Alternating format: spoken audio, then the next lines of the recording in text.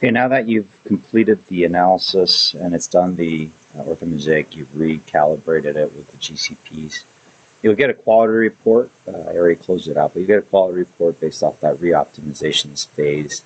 And then you can go to Mosaic Editor, and you should be able to see your orthomosaic here. And what you want to do is just check and make sure that it looks close to what you think it should look like, captured all the correct imagery, captured the area of the project correctly.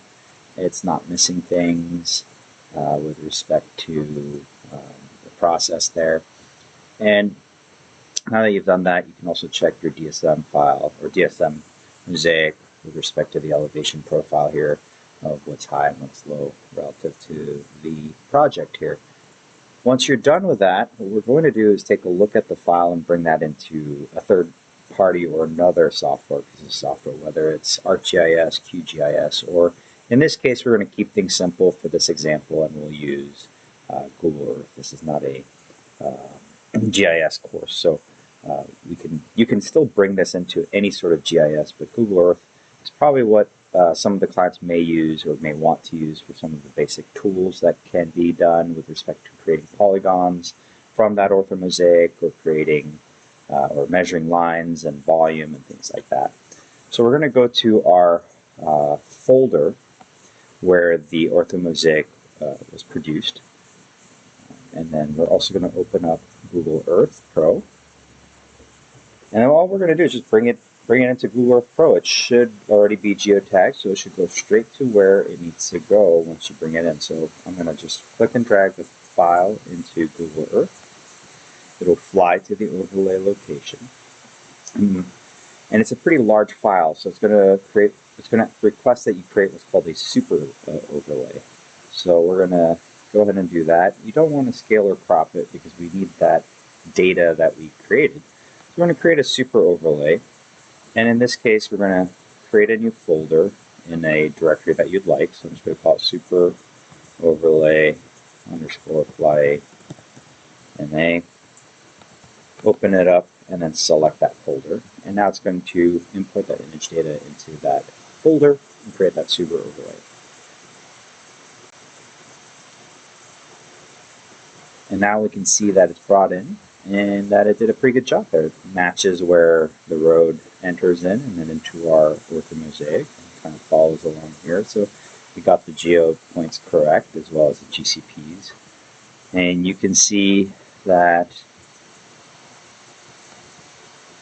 the images have copied over pretty well. You can still look at all the parts and see that how well it's done with respect to the progress of this project. And let's say the client wanted to know the distance between, a very accurate distance with respect to your geodata of each runway. And so we can use our measuring tool, for example, and we can zoom in, zoom out accordingly and get a accurate distance between the start and end point of our one runway, 1,271 feet. Same thing, it will give you your heading as well. And we can do our distance as well for the longer runway. And again, if you want to do more accurate, zoom in and kind of choose a point. And now you can see it's a 1,930 feet runway accordingly. If he wanted to know the polygon space or area with respect to his property, we could do the same thing here. And we can click our points. Let's just say start here. Property goes down to here. And create that polygon accordingly.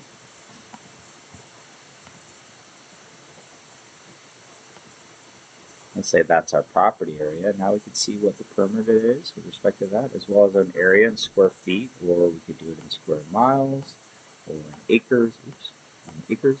This is a 41-acre lot that, based off our plan. So you'd do a better job, obviously, by placing markers again with respect to if you wanted to measure that polygon.